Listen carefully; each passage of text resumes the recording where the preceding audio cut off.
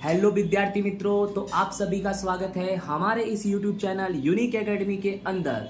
तो विद्यार्थी मित्रों, आज हम कक्षा 12 विषय आंकड़ा शास्त्र पेपर नंबर 1 का विभाग नंबर सी सॉल्व करने जा रहे हैं।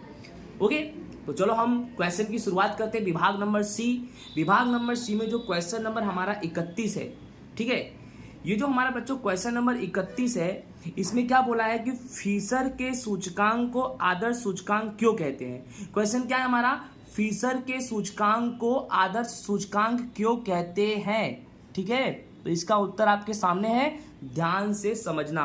पहला पॉइंट क्या है, इस सूचकांक की रचना में चालू वर्ष व आधार वर्ष ऐसे 2 वर्ष की मात्रा को गणना में लिया जाता है। पहला नंबर यही है कि फिशर के सूचकांक की रचना में चालू वर्ष और आधार वर्ष दोनों के मात्रा को गणना में लिया जाता है, इसीलिए। दूसरा, यह सूचकांक के महत्वपूर्ण दोनों मूलभूत परीक्षण समय विपर्यास एवं पद विपर्यास यानी समय परीक्षण और पद परीक्षण का समाधान करता है। अर्थात फिशर का सूचकांक का जो कॉन्सेप्ट है, ये जानो कि फिशर का सूचकांक मूलभूत परीक्षण 2 होते हैं, एक समय परीक्षण और एक पद परीक्षण, ठीक है। दोनों का समाधान ये करता है।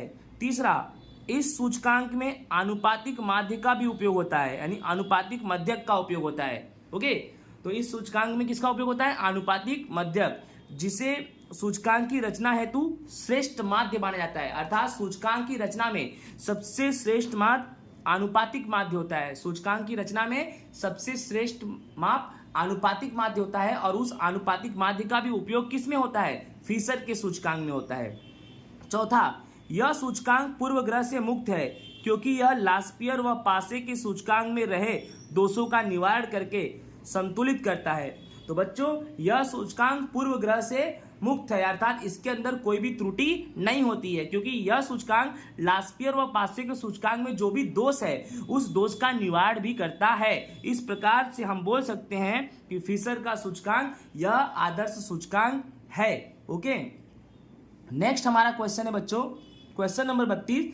सहसंबंधांक के क्या लिखना है, गुणधर्म लिखना है। सहसंबंधांक के गुणधर्म, तो पहला नंबर है, सहसंबंधांक का जो मान होता है ना, वो -1 से 1 के अंतराल होता है। अर्थात -1 greater than equal or greater than equal 1। समझ में आया ना।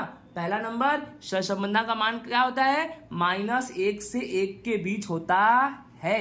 दूसरा, सहसंबंधांक का मान इकाई से मुक्त होता है। सहसंबंधांक का मान इकाई से मुक्त होता है, अर्थात दोनों चलों की इकाइयां कुछ भी हो परंतु आर की कोई इकाई नहीं होती। अर्थात हम बोल सकते हैं कि सहसंबंधांक का मान इकाई से मुक्त होता है।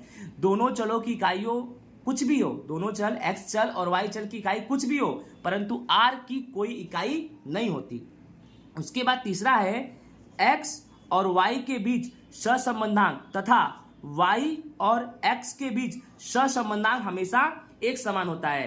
अर्थात समझ में आया, x का y के बीच सहसंबंधांक ज्ञात करो या तो y का x के बीच ज्ञात करो, दोनों का मान समान होगा। अर्थात r कोष्टक में xy बराबर r कोष्टक में yx।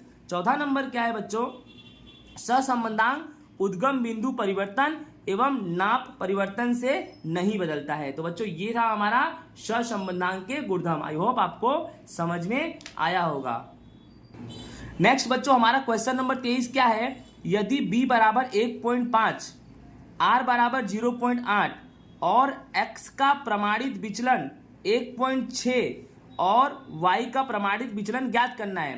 पहले देखो, b बराबर 1.5, r बराबर 0.8, x का प्रमाप विचलन यानी Sx बराबर 1.6 और y का प्रमाप विचलन ज्ञात करना है, यानी Sy तुम्हें ज्ञात करना है।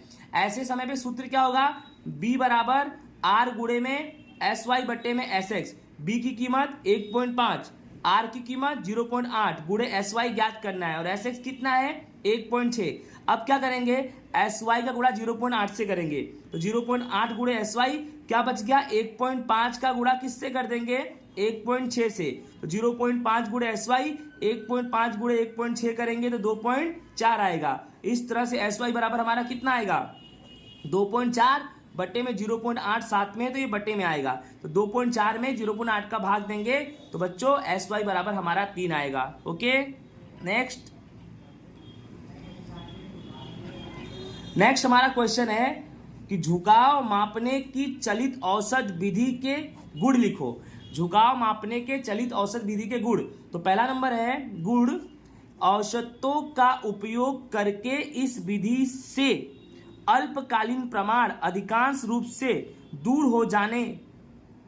हो जाते हैं और वह श्रेणी का झुकाव मिलता है। तो पहला नंबर क्या है, इसमें औसतों का उपयोग किया जाता है और इस विधि में जो अल्पकालीन प्रभाव हैं जो अधिकांश रूप से दूर हो जाते हैं वह श्रेणी का झुकाव मिलता है।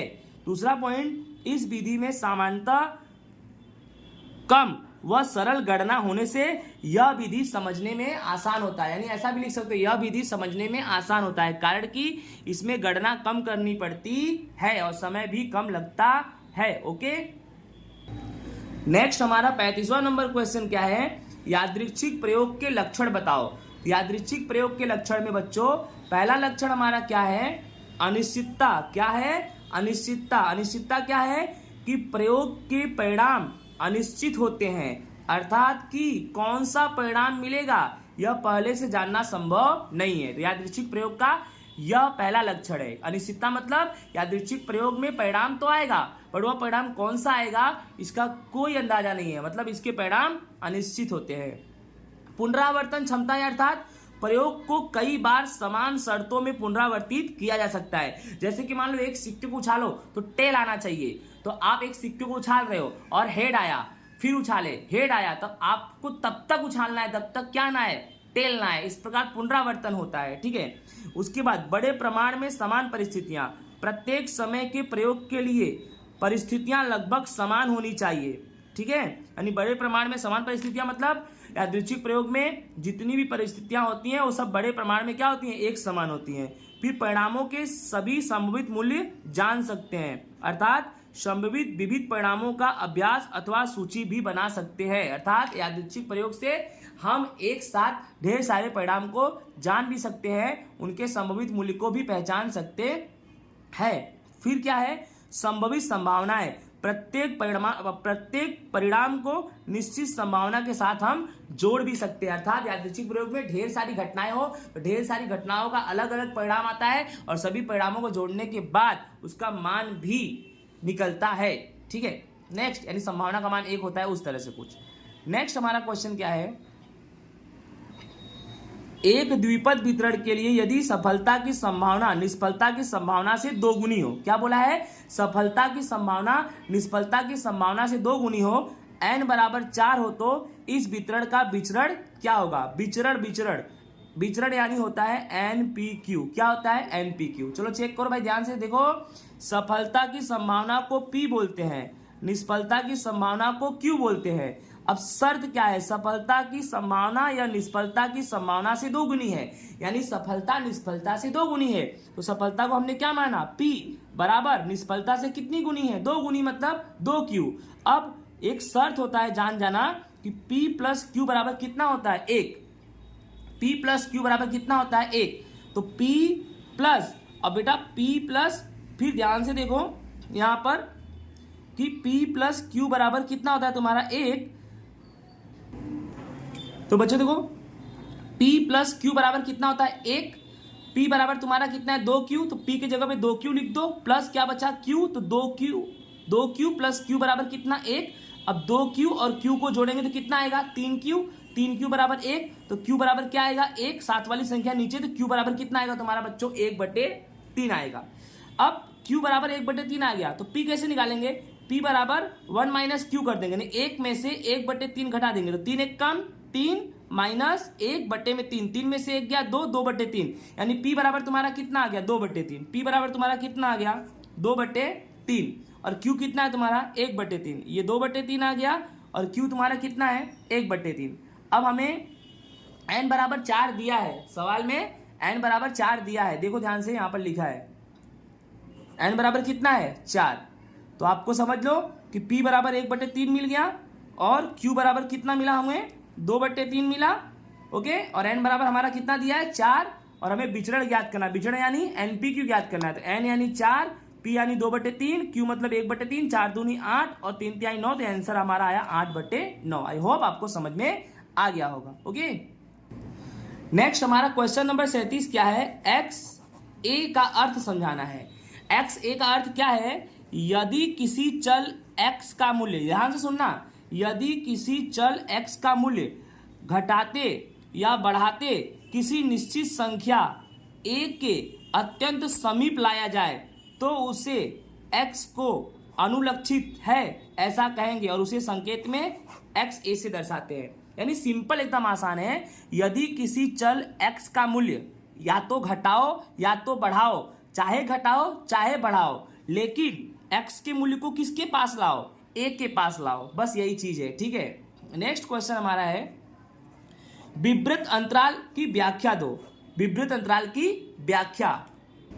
तो विवृत अंतराल क्या होता है बच्चों, कि जब a belongs to R, A R से बिलोंग्स करे, बी आर से बिलोंग्स करे और a लेस देन बी, यानी a b से छोटा हो, तो a और b के बीच न आए परंतु और b के बीच सभी संख्याओं के गढ़ को विपरीत अंतराल कहते हैं, जिसे संकेत में a b से दर्शाया जाता है।